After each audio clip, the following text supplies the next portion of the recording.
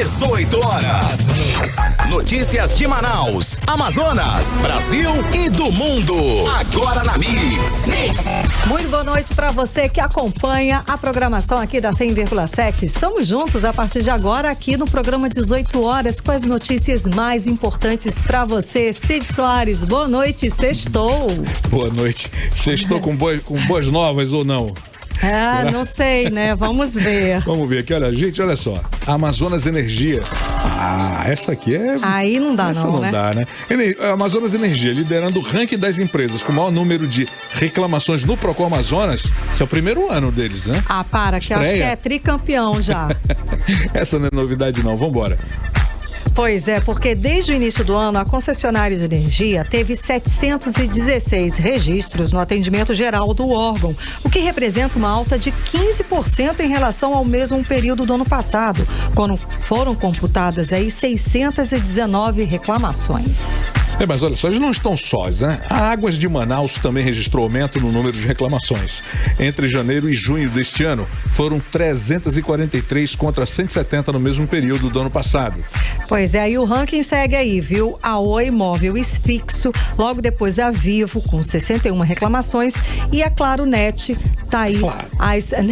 As principais no ranking de reclamações do Procon do Amazonas. Os dados são do atendimento geral do Procon.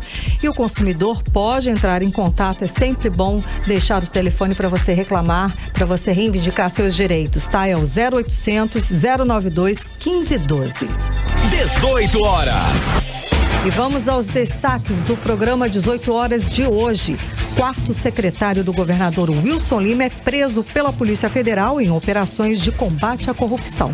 Foi preso hoje, então, o secretário de Inteligência do Amazonas, delegado Samir Freire, na operação policial Garimpo Urbano, que envolve a cúpula da Segurança Pública do Amazonas. Caça fantasma. O Ministério Público do Amazonas recomenda ponto eletrônico na Câmara Municipal de Manaus contra funcionários fantasmas. Entra em vigor na próxima segunda-feira o novo decreto do governo do Amazonas que autoriza o horário de circulação de pessoas de 1 às 5 da madrugada e flexibiliza outras atividades. 18 horas. Começa agora o programa 18 horas de hoje, sexta-feira, 9 de julho de 2021. Você está ouvindo 18 horas. Bom, hoje a Polícia Federal prendeu mais um secretário do governo, Wilson Lima. E não foi qualquer secretário, foi o secretário de Inteligência, delegado Samir Freire, que faz parte da cúpula da Segurança Pública do Estado. A prisão do secretário de Wilson Lima foi feita durante a Operação Garimpo Urbano, desencadeada pela Polícia Federal em conjunto com o Grupo de Atuação Especial e Combate ao Crime Organizado do Ministério Público do Estado. Exatamente, Cid. A operação foi deflagrada para combater crimes de agentes públicos ligados à cúpula da Segurança Pública do Estado do Amazonas. Segundo a polícia, o grupo é suspeito de extorquir e roubar 600 quilos de ouro, avaliados em 150 milhões de reais, utilizando a estrutura da Secretaria Executiva Adjunta de Inteligência do Amazonas. A repórter Odiné Araújo acompanhou mais essa operação contra crimes no governo de Wilson Lima e traz agora mais informações. Além do secretário, o delegado da Polícia Civil Samir Freire, também foram presos temporariamente os investigadores Adriano Friso e Jardai Belo na manhã de hoje durante a Operação Garimpo Urbano. Houve também mandado de prisão contra André Silva e Costa. Os presos usavam a estrutura do setor de inteligência do governo do estado para obter informações privilegiadas sobre transporte de ouro. As empresas e garimpeiros eram ameaçados e tinham a carga roubada. Além das prisões, o GAECO, Grupo de Atuação Especial e Combate ao Crime Organizado do Ministério Público do Amazonas, com apoio operacional da Polícia Federal, cumpriu 10 mandados de busca e apreensão, inclusive na unidade da Secretaria de Segurança Pública, que fica no Shopping Via Norte. Um servidor da Secretaria acabou preso em flagrante no cumprimento desse mandado de busca e apreensão na Secretaria. Foram recolhidos documentos, mídias e até um cofre. A operação contra o órgão mais importante da Segurança Pública do Amazonas, além além de Manaus, também foi deflagrada no interior do Amazonas e no interior do estado do Pará. De acordo com o GAECO, os agentes públicos da segurança do Amazonas se valiam de informações privilegiadas, usando a estrutura, o pessoal e até a expertise da Secretaria de Inteligência para cometer crimes. O deputado delegado Péricles, que vinha fazendo denúncias contra a falha na Secretaria de Inteligência do Estado no dia 6 de junho, quando Manaus e mais 6 municípios do Amazonas foram sitiados pelo crime organizado, informou que vai pedir uma auditoria na Secretaria de Inteligência do governo. Venho fazendo várias denúncias em relação a como está funcionando a Secretaria de Inteligência, que possui ferramentas poderosas e que nas mãos erradas realmente é um perigo para a sociedade. E é o que nós vimos ao longo de tempo. E a Secretaria de Inteligência, ela está ali para se antecipar com as ferramentas que possui às ações criminosas, como os que aconteceram naqueles atos do dia 6 de junho, atos terroristas provocados por facções que a SEAI nada sabia. E agora a gente percebe que não sabia porque estava usando aquelas ferramentas para o cometimento de crimes e precisamos apurar isso. Inclusive, eu apresentarei um requerimento para que a gente faça uma auditoria dentro da SEAI, juntamente com o Ministério Público, Tribunal de Contas e Tribunal de Justiça, para verificar se porque há fortes indícios de cometimento de outros crimes usando aquelas ferramentas da SEAI. Por meio de nota, a Secretaria de Segurança Pública informou que determinou à Corregedoria Geral do Sistema de Segurança a abertura de um processo administrativo disciplinar para julgar a permanência dos envolvidos na operação nos quadros do Sistema de Segurança. Já o governo do Amazonas informou que o secretário Samir Freire e os policiais alvos da operação do GAECO serão afastados dos cargos que ocupam e exonerados das funções. O governo também informou que vai colaborar com as investigações, prestando todas as informações necessárias aos órgãos de fiscalização e também à Justiça. Odinei Araújo para o 18 horas. O fato é que Samir Freire é o 4º secretário do governo Wilson Lima que vai para a cadeia acusado de cometer crimes. Foram 3 secretários de saúde, Rodrigo Tobias, Simone Papais e Marcelo Campelo. E agora o delegado Samir Freire. Nunca na história do Amazonas tantos secretários de Estado foram para a cadeia. Somando todos os governos juntos, não chega a esse número de 4 secretários encarcerados do governo Wilson Lima. Nesse caso chama mais atenção o fato de Samir Freire, como secretário de Inteligência, ser o responsável pelas escutas telefônicas, pelas ações de inteligência e pelas informações privilegiadas que abastecem o governador do estado. Por essa secretaria, o governo monitora quem ele quiser, inclusive adversários políticos. Toda essa estrutura nas mãos de um criminoso é extremamente grave e preocupante. Muito, Cid Soares, muitíssimo. E por isso é muito importante a iniciativa do deputado estadual delegado Péricles de pedir uma auditoria independente para apurar a existência de outros crimes na Secretaria Adjunta de Inteligência. Até porque já existia denúncia de que essa secretaria grampeava deputados que fazem oposição ao governo Wilson Lima, ou seja, já existia uma denúncia muito grave. Afinal, que usa a estrutura aí do setor de inteligência do governo do estado para praticar roubo é capaz de muito mais, sim, senhor. E essa auditoria só pode ser feita pelos órgãos de controle e não por membros desse governo. Com 4 secretários presos em apenas 3 anos, esse governo se consolida aí, como o mais corrupto da história do Amazonas. E não é à toa que o governador Wilson Lima foi denunciado pela Polícia Federal e pela Procuradoria-Geral da República como chefe da organização criminosa que atua dentro do estado do Amazonas. E é uma organização que cada dia aparecem novos integrantes. Agora nós temos a prisão de outra autoridade, só que agora da cúpula da segurança pública. Pois é, parece que espelha, né? Aquela história, o exemplo vem de cima, e espelha o que a gente está vendo, espelha toda a gestão de Wilson Lima, né? Se o governador faz, por que não fazer também? Se o governador faz e continua no cargo, por que não seguir esse exemplo? Bom, mas deu ruim para o secretário de Inteligência. O grupo-alvo da operação é suspeito de extorquir e roubar 600 quilos de ouro, avaliados em 150 milhões de reais, utilizando a estrutura do governo do estado do Amazonas. Pois é, Karime, olha, nesse caso também chamou a atenção o fato do secretário de Inteligência ter sido surpreendido por uma operação policial. Nós tivemos aí um serviço de contra-inteligência muito sofisticado para poder driblar, o serviço de inteligência do Estado sem que a operação vazasse. Então, nossos parabéns à Polícia Federal e ao Grupo de Atuação Especial e Combate ao Crime Organizado. Sem dúvida alguma, parabéns, E a pergunta que não quer calar é até quando vamos ter que suportar um governo tão envolvido em falcatruas como este do senhor Lima. O Amazonas virou aí um verdadeiro faroeste caboclo, Onde tudo pode, tudo é permitido e o crime é permitido inclusive. O Amazonas, sem dúvida alguma, não merece isso. Você está ouvindo 18 horas. Bom, e ainda na temática corrupção, a CPI da asfixia da Assembleia Legislativa do Amazonas deve ser instalada na próxima semana. Pelo menos é o que espera, o que espera deputados que já assinaram o pedido. A comissão, que a princípio iria investigar apenas a crise de oxigênio no Amazonas, já conta com a assinatura de 6 parlamentares. Exatamente. Faltam apenas 2 assinaturas para conseguir um número mínimo de 8 necessárias para tirar a CPI do papel. E para o deputado de oposição, Dermilson Chagas, a CPI da asfixia já virou aí um Frankenstein, depois de receber 2 requerimentos solicitando a ampliação do objeto de investigação da comissão. Vamos entender melhor essa história agora na reportagem de Júlia Gomes. A CPI da asfixia tem agora 6 assinaturas. O deputado Ricardo Nicolau confirmou que assinou o pedido de instalação da comissão ainda na quinta-feira. Ricardo Nicolau apresentou um requerimento para que a CPI investigue também as ações e omissões operacionais do poder público com relação às mortes por Covid no Amazonas.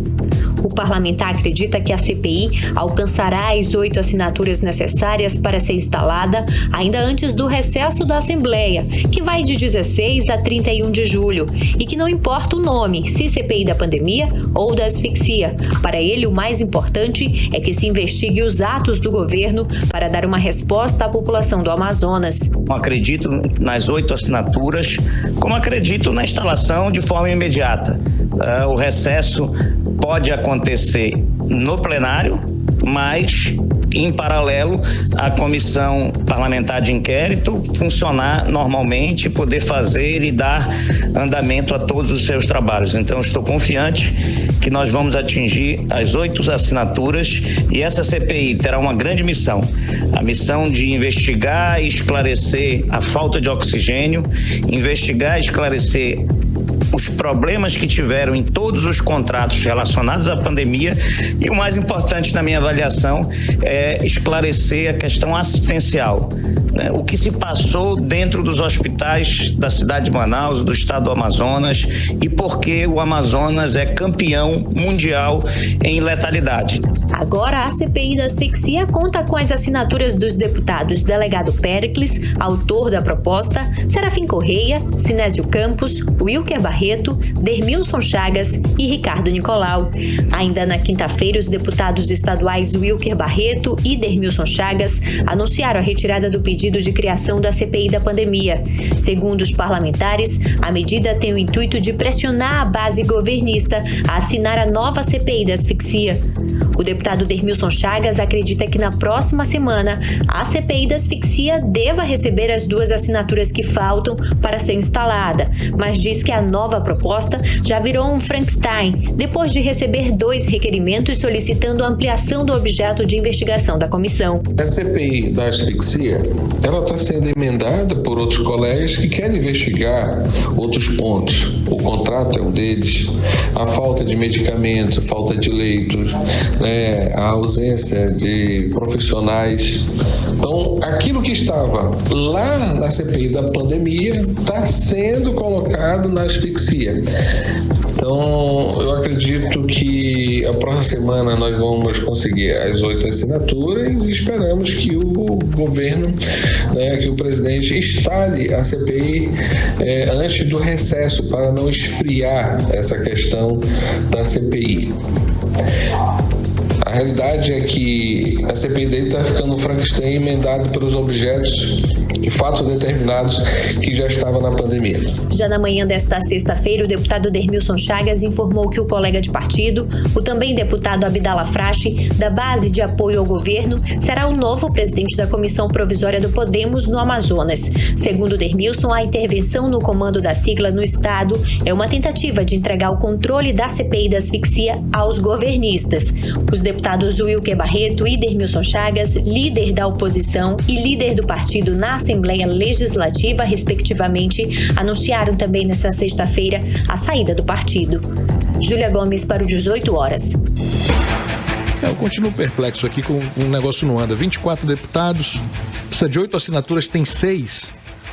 Tá errado, né? Bom, eu conheço, pelo que eu conheço desses deputados estaduais, eu tenho dúvidas, né, de que essa CPI será mesmo instalada. Os deputados já mostraram que eles não têm interesse em investigar o governo de Wilson Lima. Irregularidades que vêm à tona são por conta do trabalho aí de parte da imprensa, nem toda também, né? E da Polícia Federal. Porque se dependesse da Assembleia mesmo, nada de podre desse governo seria de conhecimento da população. Pois é, Cid, mas eu continuo naquela que a esperança é a última que morre, né? Quem sabe, né, que mais 2 deputados não fiquem com a consciência pesada e resolvam assinar, sim, o requerimento dessa instalação para essa CPI, porque tá ficando feio, né, Cid? É o que a gente tá falando aqui.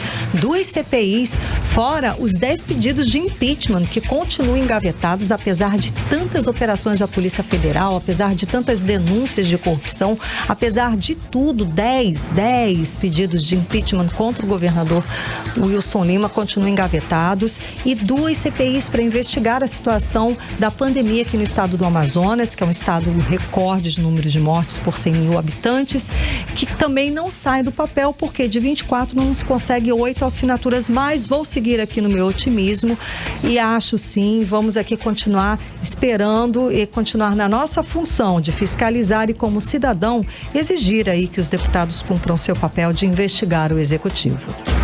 Você está ouvindo 18 horas. E agora vamos saber de outra CPI, a CPI lá do Senado Federal, CPI da Covid-19. Vamos conversar agora ao vivo com o nosso correspondente direto de Brasília, o jornalista Carlos Eduardo Matos. Boa noite, Carlos Eduardo. E continua repercutindo as declarações do presidente Bolsonaro sobre o voto impresso. E o que ele disse foi muito chocante mesmo. Ele disse o seguinte, abre aspas, ou faremos eleições limpas no Brasil ou não teremos eleições. Isso foi na quinta-feira e hoje ele chamou o ministro Barroso, ministro do Tribunal Superior Eleitoral, de imbecil, porque o ministro falou que teríamos eleições de qualquer jeito, sim. Nossa, que confusão, hein? Boa noite, Carlos Eduardo.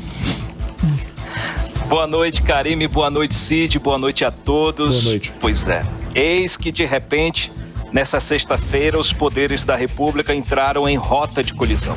E mais uma vez o presidente Jair Bolsonaro foi o pivô dessa crise institucional.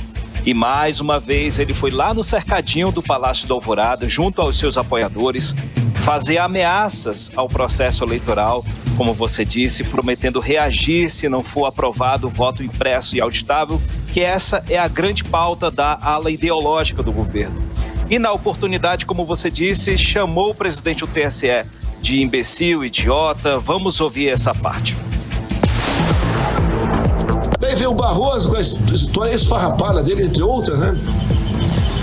Dizer que o voto em papel, se o João foi votar lá no interior lá do Ceará e engripou a maquininha, pode engripar sim. E daí o mesário vai lá e vai ver que o João votou em tais candidatos. Isso desqualifica as eleições, porque fere o sigilo do voto. É uma resposta de um imbecil. Eu lamento falar isso de uma autoridade suprema do Tribunal Federal. Só um idiota para fazer isso aí. O que está em jogo, pessoal, é o nosso futuro e a nossa vida. Não pode um homem querer decidir o futuro do Brasil na fraude. Tá aí, então, você acompanhou a declaração do presidente Jair Bolsonaro hoje em Brasília, lá no cercadinho, falando com os apoiadores, chamando o ministro Barroso do Tribunal Superior Eleitoral de imbecil, desqualificando. Carlos Eduardo, fala daí de Brasília e daí a repercussão dessa declaração. Hoje aconteceu uma manifestação pró-Bolsonaro aqui em Brasília, lá no Eixo Monumental, em defesa do voto impresso, auditável e também em favor do armamento da população. Ou seja, essas declarações do presidente tiveram sintonia com esse movimento de hoje. Fomentou esse evento de hoje. Esse evento tem uma programação meio de oposição ao movimento que vai acontecer do MBL, Movimento Brasil Livre. O mesmo, os verde amarelos, que movimentaram aquelas manifestações contra a ex-presidenta Dilma Rousseff. Agora eles vão realizar outro evento, agora contra o presidente Jair Bolsonaro. Então, esses dois movimentos aí estão entrando em confronto. Então, uma série de agendas. E o presidente Bolsonaro está fomentando o movimento ideológico dele. Mas a fala do presidente denota desespero, porque o governo dele vem perdendo popularidade e apoio político. Ontem, ele, ao ser desafiado pelo presidente da CPI da Covid, o senador Omar Aziz, para que ele responda sobre as suspeitas de corrupção na compra de vacinas, ele disse um termo chulo aí, que eu não vou falar aqui, e que não vai responder a ninguém. Hoje, uma pesquisa da XP e PESP apontou que 68% dos brasileiros aprovam o trabalho da CPI da Covid-19 e 41% acham que as suspeitas de corrupção estão atribuídas a membros do governo e 15% atribuídas ao presidente Jair Bolsonaro. E aí daí a razão do destempero do presidente e logo após a fala agressiva com relação às eleições, vieram as reações dos outros poderes. O presidente do Congresso Nacional, o senador Rodrigo Pacheco, convocou uma coletiva de imprensa agora à tarde para rebater as afirmações do presidente Bolsonaro. Foi uma fala forte em defesa da democracia e do Estado Democrático de Direito. Vamos ouvir uma partezinha da fala dele. O Estado Democrático de Direito, que a geração antes da minha conquistou no Brasil e que a minha geração tem obrigação de manter, de modo que nós não podemos admitir qualquer tipo de fala, de ato, de menção que seja atentatória à democracia ou que estabeleça um retrocesso naquilo que, repito, a geração antes da minha conquistou e que é nossa obrigação manter, que é a democracia no nosso país. Portanto, tudo quanto houver de especulações em relação a algum retrocesso à democracia, como a frustração das eleições próximas, vindouras do ano de 2022, é algo com que o Congresso Nacional, além de não concordar, repudia evidentemente.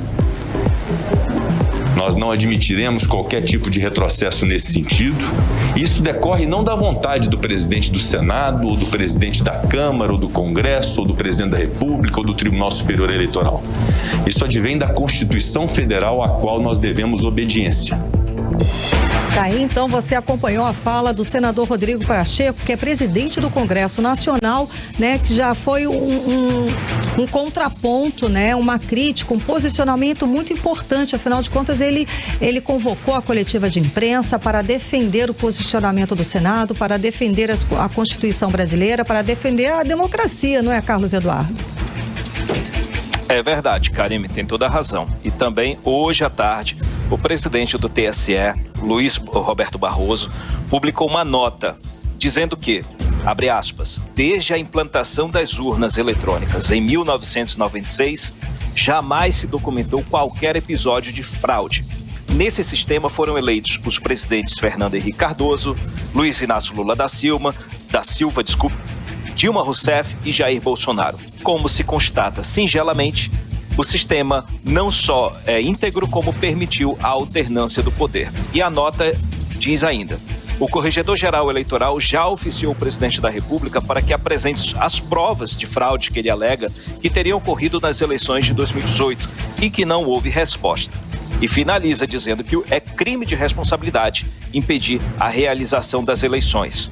O presidente da Câmara, o deputado Arthur Lira, aliado de Jair Bolsonaro, ele também falou hoje à tarde, admitiu que o movimento do presidente é crítico e pediu calma. Diz que é hora de colocar, abre aspas, água na fervura, fecha aspas, e que a radicalização não tem apoio. Lembrando que na Câmara dos Deputados existem 123 pedidos de impeachment contra o presidente Jair Bolsonaro, à espera da assinatura do presidente Arthur Lira. Karime. Muito tenso, Carlos Eduardo. Então, Exatamente. São as informações de hoje. Afinal de contas, vamos esperar esse fim de semana para ver se os ânimos acalmam aí em Brasília, não é, Carlos Eduardo? Exato. Só para finalizar, sobre a questão desse conflito, falando do presidente da CPI, o senador Omar Aziz, que ele arrumou uma briga feia com a ala militar, né? Por causa das declarações. Uma ala militar de apoio ao presidente Jair Bolsonaro estuda agora entrar com processo por danos morais coletivos contra o senador Omar Aziz após as declarações que ele fez ontem, dizendo que há uma banda podre dentro das Forças Armadas. Essa questão está sendo avaliada. Segundo a imprensa, essa ala militar de apoio ao presidente já solicitou um parecer jurídico das Forças Armadas para verificar se a ação é possível, já que o senador Omar Aziz tem imunidade parlamentar. Ou seja, essa briga ainda vai render bastante. E como a gente falou ontem, o momento agora do presidente da CPI é buscar apoiamento político, inclusive da ala militar, que com certeza está apoiando a apuração dos indícios de corrupção. Apesar das informações, das afirmações contrárias envolvendo o general Eduardo Pazuello, entre outros membros. Mas vamos aguardar os próximos dias, vamos ver como é que vai crescer, como dizem os mineiros, vamos ver como vai mexer o doce nessa situação. Tá ótimo. Volto com você, Karime, Cid. Muitíssimo obrigado, ótimo fim de semana, boa noite. Um abraço, tchau, tchau, bom fim de semana. Conversamos com o nosso correspondente de Brasília, o jornalista Carlos Eduardo Matos, agora em Manaus, 6h26. Você está ouvindo 18 horas. E ainda hoje aqui no 18 horas, caça fantasma. O Ministério Público do Amazonas recomenda ponto eletrônico na Câmara Municipal de Manaus contra funcionários fantasmas. Esse é o nosso assunto em instantes, logo após a playlist. E agora vamos saber a previsão do tempo e temperatura para esta noite com Karime Leão. Previsão do tempo. Segundo informações do Climatempo, a previsão é de pancadas de chuva durante a noite e a madrugada. A mínima prevista é de 24 graus, a máxima pode chegar a 31 graus. As chances de chuva são de 67% e a umidade relativa do ar fica entre 44% e pode chegar até a 90%. Mix. O Rio Negro baixou, né? De ontem para hoje foram 3 centímetros a mais, olha aí. E agora a cota está em 29 metros e 77 centímetros. Só nos últimos 4 dias o Rio Negro baixou 10 centímetros. Política.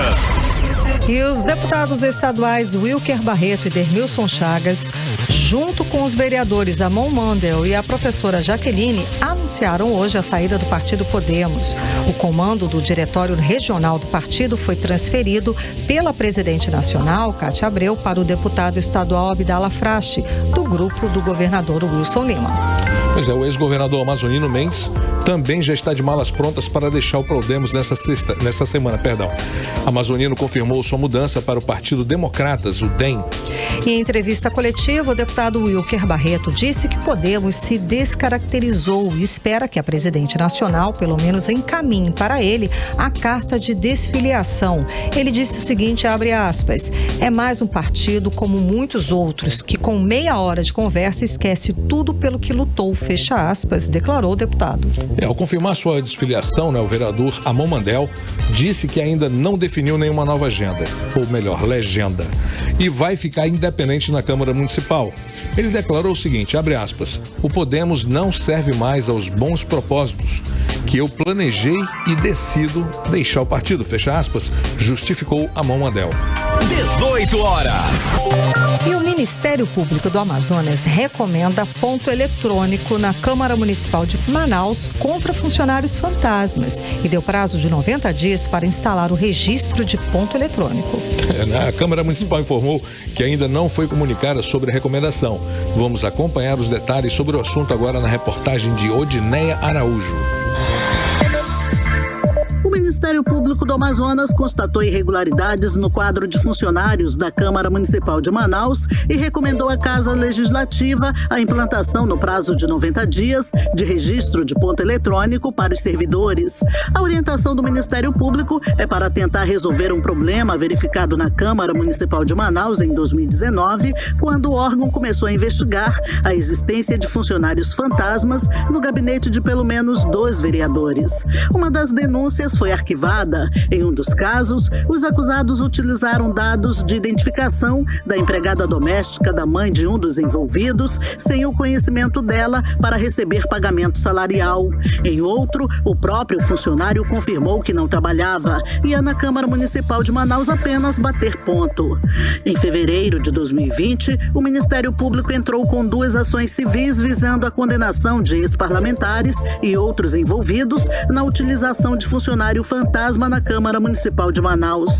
Os casos ocorreram em períodos e em gabinetes diferentes, mas deixaram um prejuízo de R$169 mil.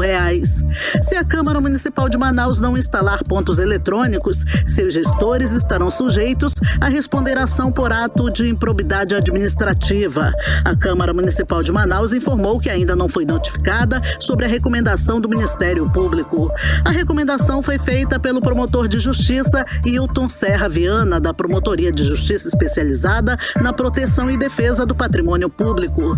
O coordenador do Comitê Amazonas de Combate à Corrupção Eleitoral, Manuel Júnior, disse que a entidade dá total apoio à recomendação do Ministério Público. O poder público deve dar transparência aos seus atos, né? E é intrigante ainda ver nos dias de hoje se falar de funcionários fantasmas. É um absurdo, né? Então isso não deveria ser.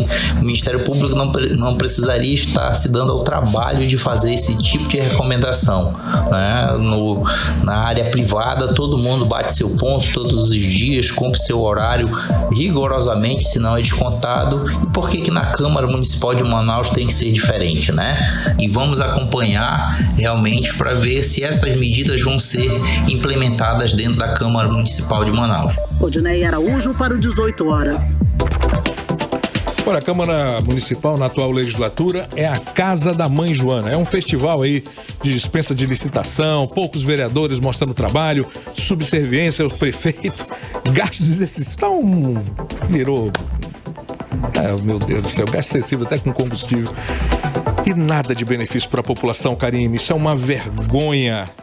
18 horas.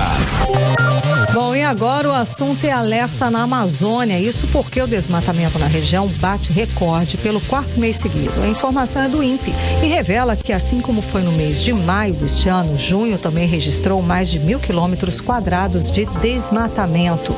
Vamos conferir mais detalhes com a repórter Júlia Gomes. O desmatamento na Amazônia registrou mais um triste recorde. Pelo 4º mês consecutivo, segundo os dados do Instituto Nacional de Pesquisas Espaciais. Em junho deste ano, foram derrubados 1.062 quilômetros quadrados de vegetação, 2,7% a mais em comparação com o mesmo período do ano passado. É o maior valor registrado desde 2016 pelo DETER, programa que auxilia órgãos ambientais na fiscalização de ilícitos.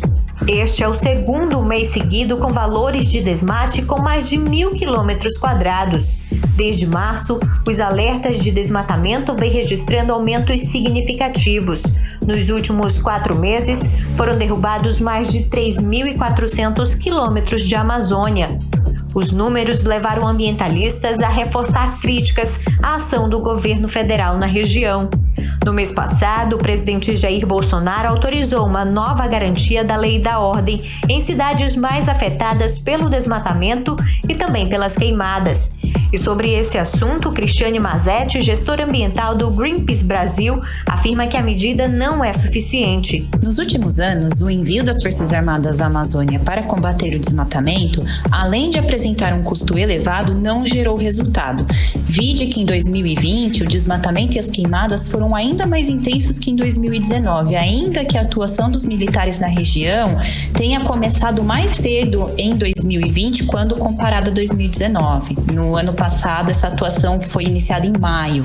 Ou seja, a medida na prática é ineficaz e não resolve o problema do desmatamento. E isso faz parte de uma política em curso que é contrária ao meio ambiente e àqueles que o defendem.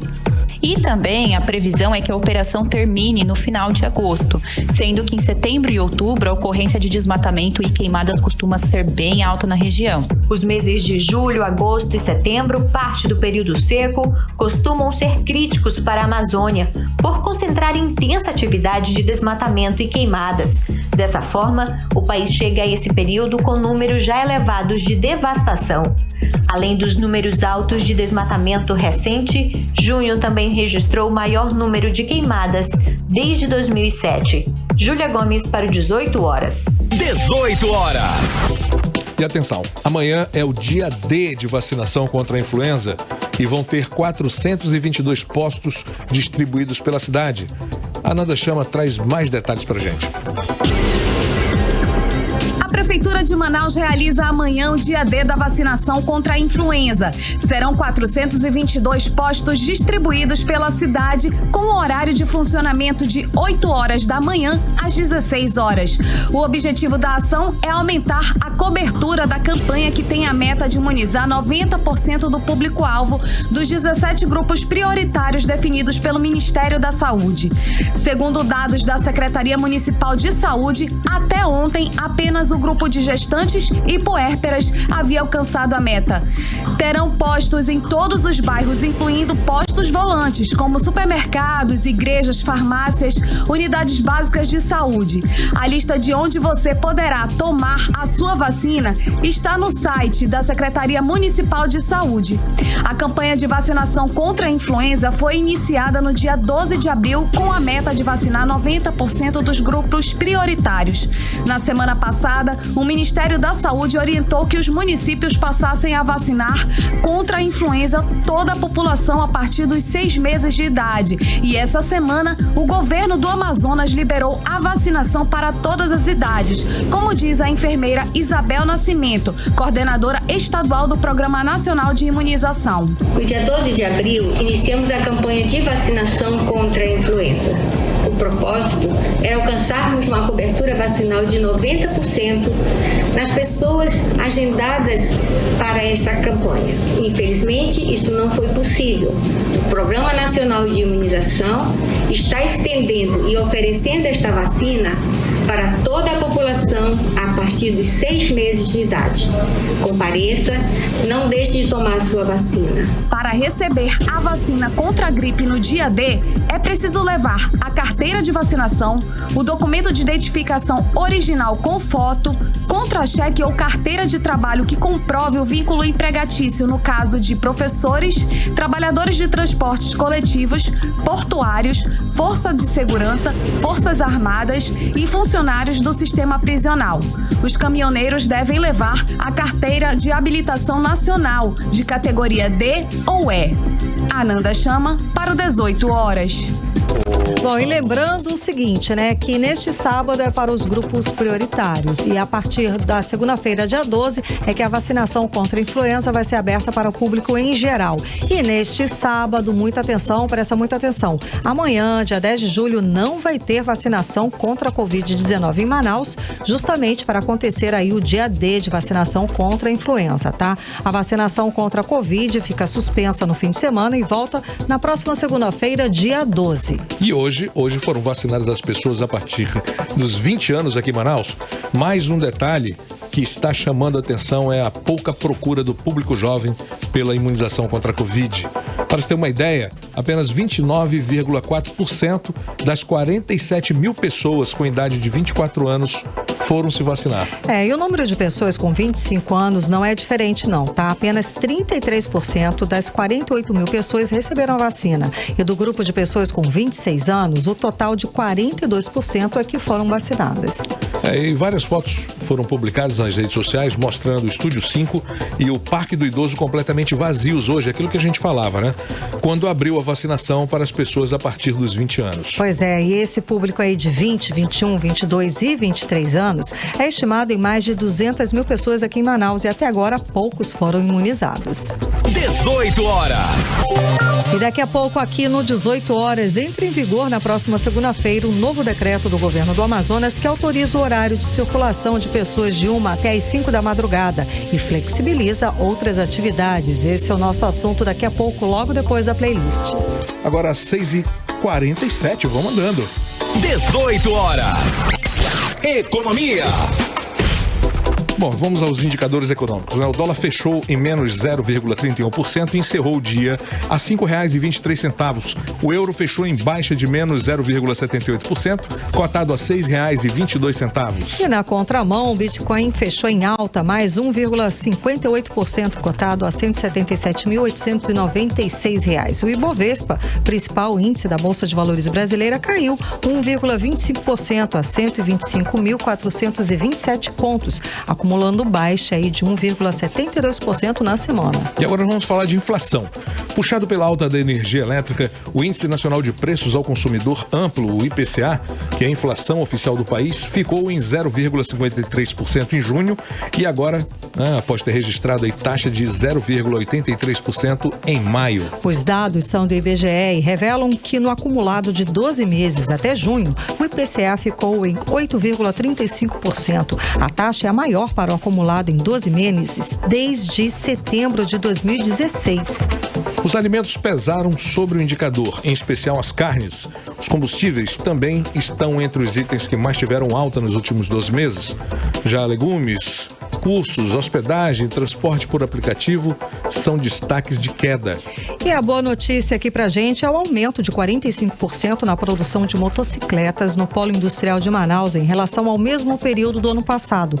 O balanço é da Associação Brasileira dos Fabricantes do Setor, que também revela um aumento de 1,6% no mês de junho em relação a maio. E o faturamento na indústria da Zona Franca de Manaus também registrou aumento de 59,91% no primeiro quadrimestre deste ano e fatura 48 bilhões e 200 milhões de reais.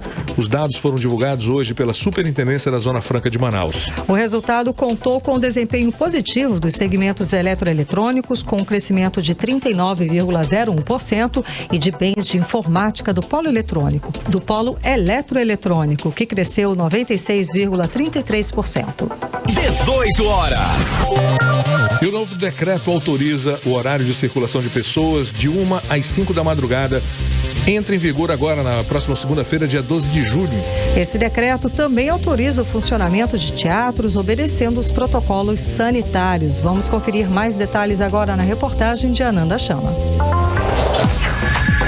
A partir de segunda-feira entra em vigor o novo decreto anunciado ontem pelo governo do Amazonas, que autoriza a diminuição da restrição do horário de circulação, que antes era de meia-noite até às 6 horas da manhã, para 1 hora às 5 horas da manhã.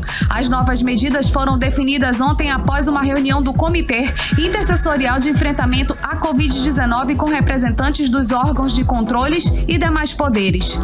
Segundo o governador Wilson Lima, os indicadores epidemiológicos e de assistência à saúde permitem diminuir o período de restrição, mas o Estado segue em alerta. Nós estamos fazendo alguns ajustes, seguindo aquela linha que a gente sempre tem seguido de manter o equilíbrio entre ficar atento às medidas e aos protocolos da área de saúde, mas também entendendo que a economia precisa avançar. Além de estabelecer o horário de circulação, o comitê definiu as alterações para o funcionamento de serviços não essenciais.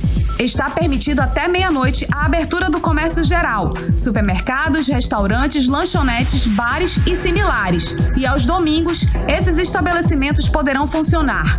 As academias poderão funcionar aos domingos e as aulas coletivas só poderão ocorrer ao ar livre.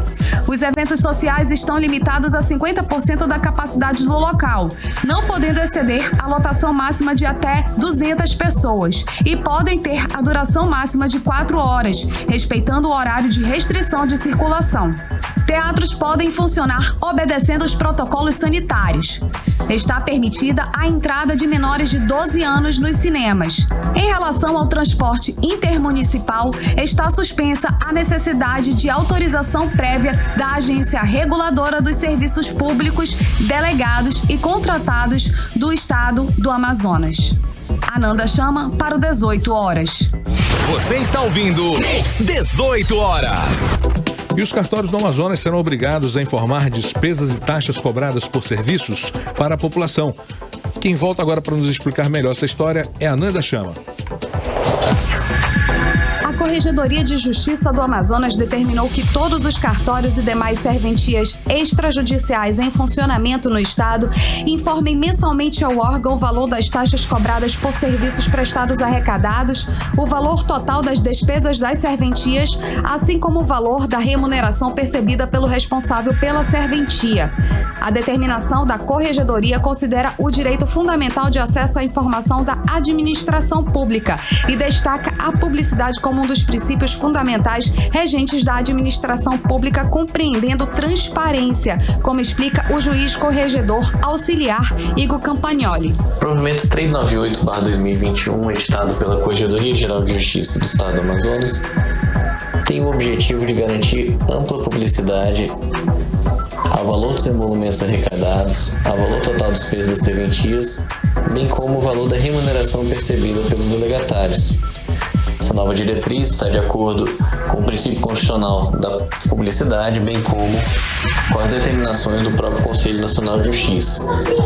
O escopo é garantir sempre a maior transparência para que todos tenham acesso às informações do Poder Judiciário e das serventias extrajudiciais. Para cumprir a determinação, os cartórios e demais serventias extrajudiciais deverão preencher até o 5º dia útil de cada mês um formulário disponibilizado pela Corregedoria de Justiça. O primeiro mês para informação de transparência será o de julho de 2021, com o preenchimento do formulário até o 5º dia útil de agosto. As informações fornecidas poderão ser visualizadas no portal do Tribunal de Justiça do Amazonas, no campo Corregedoria, menu Extrajudicial, opção Transparência. Ananda Chama para o 18 horas. 18 horas. E a repórter Ananda Chama continua com a gente. Agora ela volta para explicar o projeto de lei que estabelece a política de dignidade menstrual, que é aprovado na Assembleia Legislativa do Amazonas. Vamos acompanhar. Nessa quarta-feira, a Assembleia Legislativa do Amazonas discutiu a criação da política pública da dignidade menstrual, que prevê a universalização do acesso ao protetor higiênico e foi aprovada por meio da Lei de número 118 de 2021, de coautoria da deputada professora Terezinha Ruiz. O projeto determina o direito do acesso a todas as mulheres aos protetores higiênicos menstruais e adequados às suas necessidades durante o ciclo menstrual. O objetivo é conscientizar as pessoas de que o ciclo menstrual é um processo natural do corpo e o reconhecimento como um sinal de saúde, que requer atenção integral à higiene e aos cuidados básicos.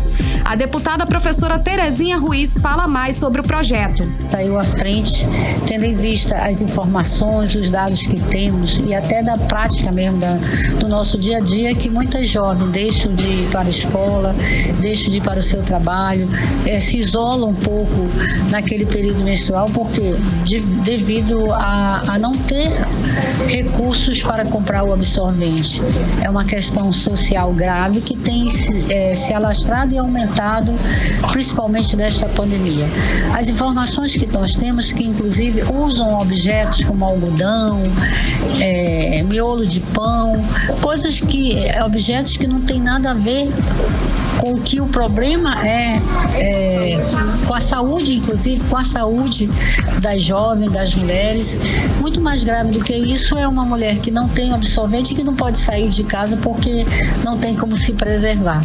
Portanto, é de extrema importância social que se possa transformar isso numa política pública e principalmente desenvolver um trabalho de distribuição, de colocando recursos para que o governo possa apoiar todas as mulheres e principalmente aquelas de vulnerabilidade social. O projeto é de autoria da deputada Alessandra Campelo, coautoria da deputada professora Terezinha Ruiz e teve as assinaturas dos deputados Wilker Barreto, Dermilson Chagas, Joana Dark e Saulo Viana. Ananda Chama para o 18 horas. Você está ouvindo 18 horas. 6 horas e 56 minutos, hora de atualizar os números da Covid-19 aqui no Amazonas e no Brasil com Karime Leão. E a Fundação de Vigilância em Saúde, por meio do Boletim Diário Covid-19, traz o diagnóstico de 718 novos casos da doença, totalizando para 407.028 o total de casos da Covid-19 no estado do Amazonas. Ainda segundo o boletim, foram confirmadas 6 mortes, elevando para 13.367 o total de mortes no estado do Amazonas por Covid-19. E no Brasil, de acordo com informações do Ministério da Saúde, o país totaliza hoje 19 milhões de casos registrados para a Covid, com 530 mil mortes. O país também soma hoje 16 milhões e 800 mil pessoas recuperadas da doença. Agora em Manaus, 6 horas e 57 minutos. Seguimos direto para o Editorial 18 horas. Editorial 18 horas. O povo do Amazonas soube hoje de outro escândalo na gestão do governador Wilson Lima. Depois de 3 secretários de saúde presos, agora vem a notícia da prisão do responsável pela área de inteligência da polícia. O escândalo envolve a alta cúpula da segurança pública nomeada pelo governador. O secretário de inteligência foi preso, suspeito de roubar ouro. A área de inteligência da polícia é a mais estratégica no combate ao crime. Vai para a conta do governador Wilson Lima mais um escândalo de corrupção no governo. Mas de tudo isso, o mais grave é que quando a polícia passa para o lado dos bandidos, a segurança pública não existe. E o povo do Amazonas fica entregue à sua própria sorte. 18 horas.